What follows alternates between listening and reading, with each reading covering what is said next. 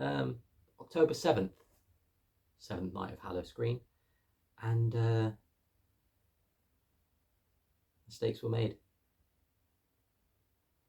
Mistakes were made with tonight's film choice.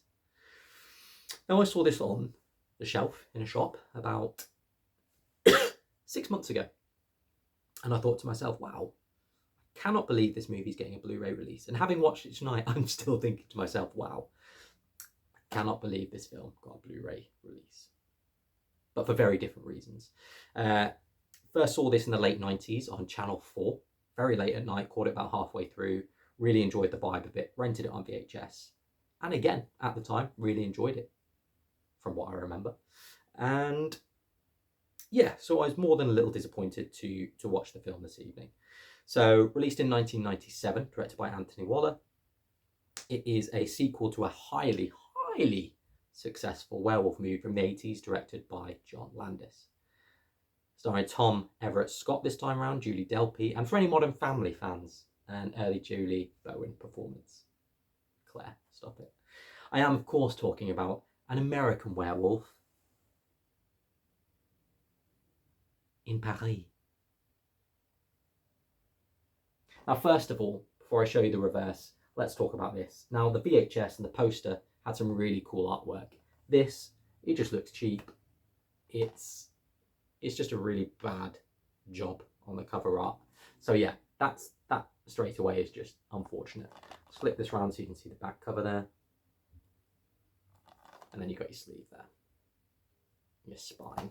Let's open this up, I'll show you the disc. There we go. Now I will bury it. Of course, I'm being facetious a little bit. You know what, the film has got redeeming qualities. I love the concept of a gang of werewolves in Paris that have developed a drug that allow them to transform at any given moment. I love that they throw parties to lure in their victims, and those scenes are really, really cool. Where it falls short, first and foremost, the rest of the film is almost scene for scene remake of the original movie. So you've got the travellers who end up in Paris this time, not rather than London. One gets bitten, one gets killed, events transpire, meets a beautiful woman, blah, blah, blah, blah, blah, blah. What really lets it down though, what's really, really disappointing about the film is the transformations, the special effects. Now, if you're going to follow a film like An American Werewolf in London, you've got to at least try and bring your A game. Rick Baker's special effects. Are you mad? Following up with CGI.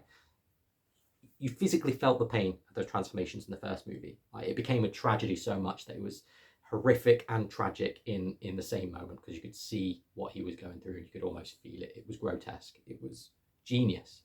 So to follow that up with CGI effects,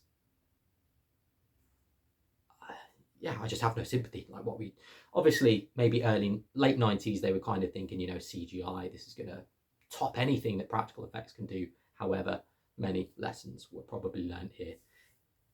Just bad. Late 90s effects haven't aged well, and Blu-ray doesn't help its case.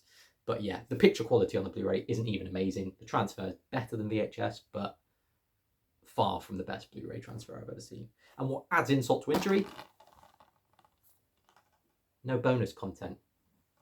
Probably for very good reason. Not many people probably had much to say about the movie. So yeah, let's pretend today didn't happen, and I'll see you here tomorrow.